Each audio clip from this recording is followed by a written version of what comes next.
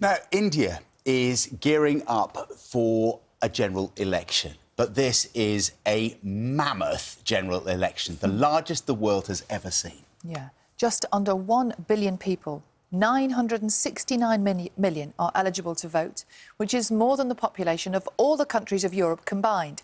13.4 million Indian citizens who live abroad can take part, but they must return to India to cast their ballot. India is about 1.3 million square miles in area, and there will be more than 1 million polling stations across the country.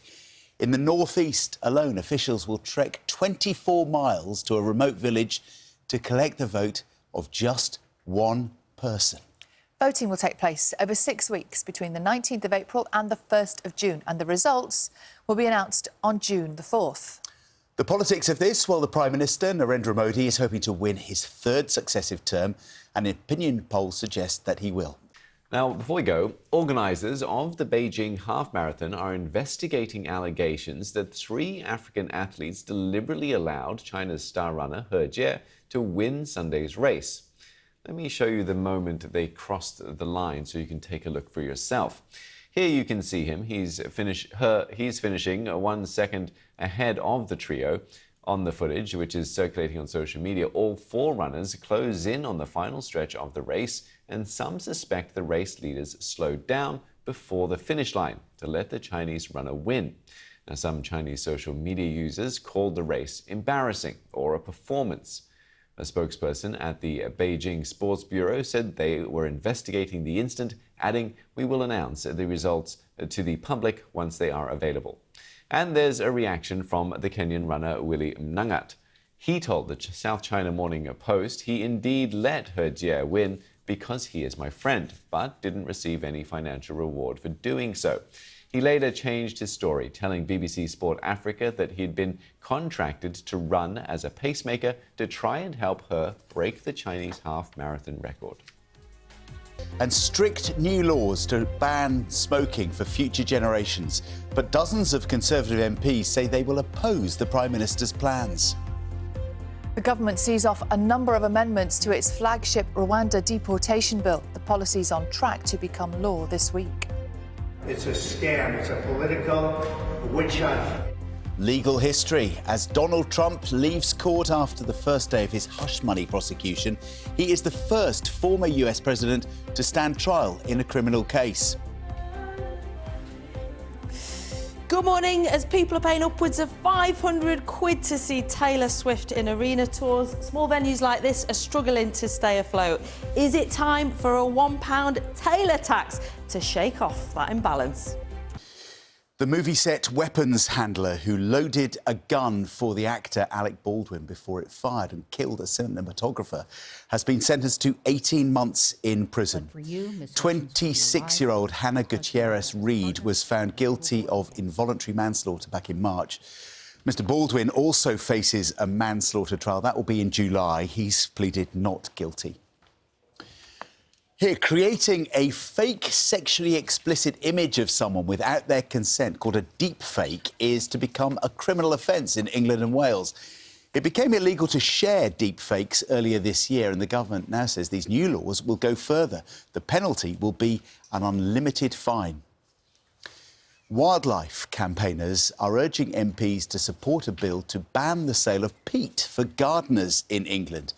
They're arguing that harvesting it is damaging to the environment, as peatlands store huge amounts of carbon and must be retained, they say, to help tackle the climate crisis. The bill will be discussed in the Commons later today. Now let's have a look at this morning's newspapers, shall we? We're going to start today with The Telegraph, and they're reporting that more than 50 Conservative MPs are set to rebel over the Prime Minister's plans to ban smoking by raising the minimum age to buy tobacco every year. The Express this morning leads on what it says is mounting pressure on Rishi Sunak to ban Iran's Revolutionary Guards and classify them as a terrorist group. Former Conservative Party leader Sir Ian Duncan-Smith is quoted in the Express saying that the government's reasons for not banning the group are absurd. And today's Guardian features a photo of Donald Trump taken on what it describes as a momentous day in United States history, the first criminal trial of a current or former president.